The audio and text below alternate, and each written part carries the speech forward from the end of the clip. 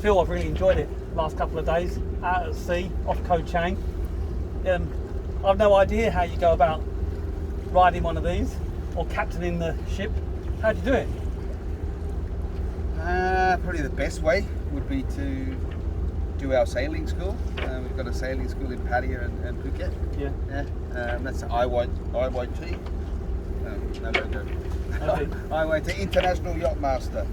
It's a bit like the PADI sort of structure for diving, but it's sailing.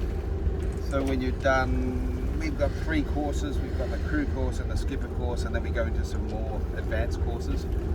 But to be able to rent a boat from a company like ours, you need to do a bareboat skipper course. So that allows you to go and rent the boat by yourself and take your family out and drive around. And that's an 11-day course. Okay. You can split it up into 2 courses. So you can do the crew course for 6 days or 5 days, yeah, and then you can come back and do another 6 days. Most people don't do that. They do what we call the 0 to hero. They do an 11-day course, and when they're done, they get their ticket.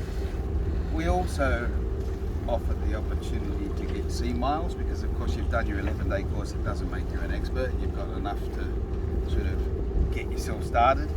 But we often need to do deliveries between Pattaya and Koh Chang, or Pattaya and Samui, sometimes around to Phuket.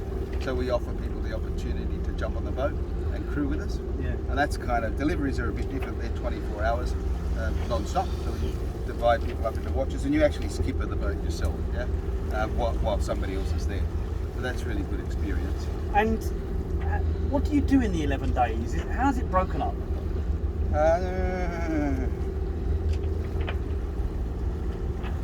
The first 5 days, which is the crew course, you're really learning about the boat, the safety. Obviously safety is paramount. Yeah, we're out on the ocean. You learn a little bit about the topics that you'll learn in the skipper's course, but to a lesser depth. So you do a little bit of navigation, a little bit of rules of the road, a little bit about how the boat works, where the pumps are and all that kind of stuff. Then as you move into the skipper's course, you cover those same topics, but you'll go into more depth. Okay. So at the end of the crew course, if you were to go out with, say, me, a skipper, you would be a useful member of the crew. That's the mission. So I'll be able to say, okay, Dan, go and sheet on, and you know exactly what I'm talking about. Or, go and drop the anchor, you know how to handle that. Yeah. You do the skipper's course, you should be able to have a crew like that and go out and do that yourself. And so you've done your 11 days, you passed. What kind of boats do you get access to after that you can go out on your own? Good question. It's measured by tonnage. I can't remember exactly what tonnage it is, but it's up to sort of a 50-foot boat, 55-foot sailboat. That's quite big. Yeah, it's big. So it's plenty big enough to have a lot of fun on. That's amazing. 11 days and you're allowed to go out on your own. Look, all the charter companies will accept that qualification. Some might want further qualification, and when you sign off on your contract, you are signing off on the fact that you're making a statement that you're qualified and capable of sailing that vessel. Yeah? And if I don't know if you had an insurance claim they found you'd never driven a boat before, they might question that. Yeah. But what companies will do, if you're going after a bigger boat, a more complicated boat, they may ask you to provide some more qualifying miles. Yeah. So okay, great, you've done your 11 days, but you want to rent this $1 million boat from me. Show us some sea miles, yeah? And how do you get that? Is it like a mini passport? And when it knows how many miles I've done? It doesn't know. We do it the old-fashioned way. You log it. Yeah. So if you do it, let's say if you've done your course and you've just done this trip that we've just done, when you get back, you'd say, hey Phil, can you sign my logbook? And you'd fill in the miles. Okay, we've done about 35 miles. I'd sign off on that. You were a crew, not a skipper, and that's those miles, yeah?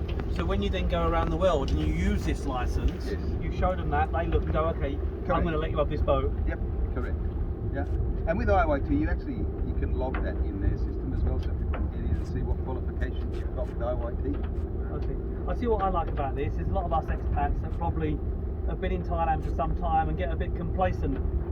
Look, 3/4 of the earth is sea, and in Thailand we've got this beauty. It's a wonderful place to go sailing. It really is. The climate's brilliant.